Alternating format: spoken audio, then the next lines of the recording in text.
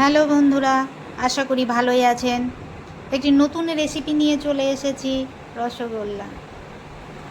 এটি খেতে খুব সুস্বাদু, আর অনুষ্ঠান বাড়িতে রসগোল্লা ছাড়া তো একদমই চলে না। সাধারণ উপকরণ দিয়ে করব, যা প্রত্যেকের ঘরেই আছে।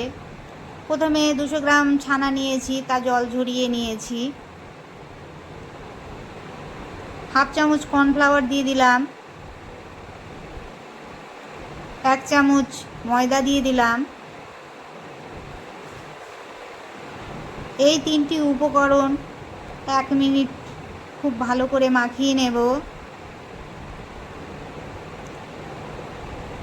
1 চিমটি দিয়ে দিলাম খাবার সোডা,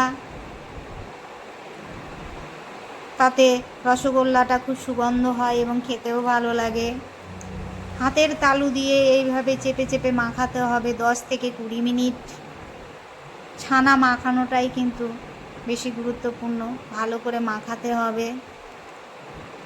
20 মিনিট মাখানো হয়ে গেছে আমার। দেখুন ছানাটা কত নরম এবং সফট হয়ে গেছে এবং থালা থেকে ছেড়েও আসছে।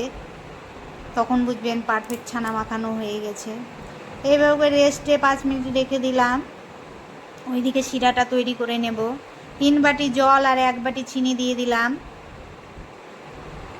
ছানা মাখিয়ে রেখেছিলাম, সেটি দিয়ে ছোট ছোট বল আকার করে নেব। রসগোল্লা তৈরি করতে বেশি কিছু উপকরণ লাগে না, সব ঘরেই পাওয়া যায় এবং সময়ও কম লাগে।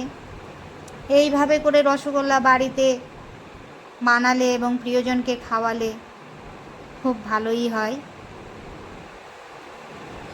শিরা ফুটে উঠেছে, নেড়ে দিলাম। এদিকে সব বলগুলো আমি তৈরি করে ফেলেছি।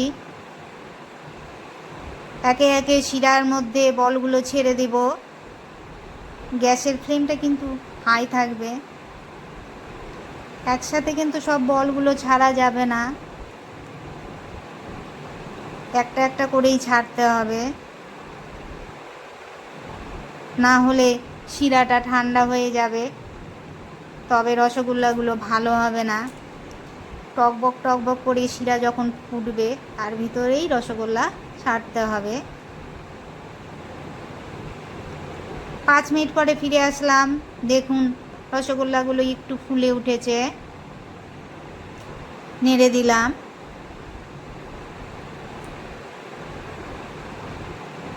আরও 5 মিনিট পরে ফিরে আসলাম। দেখুন আর একটু ফুলে উঠেছে রসগোল্লাগুলো, একটু নেড়ে দিলাম।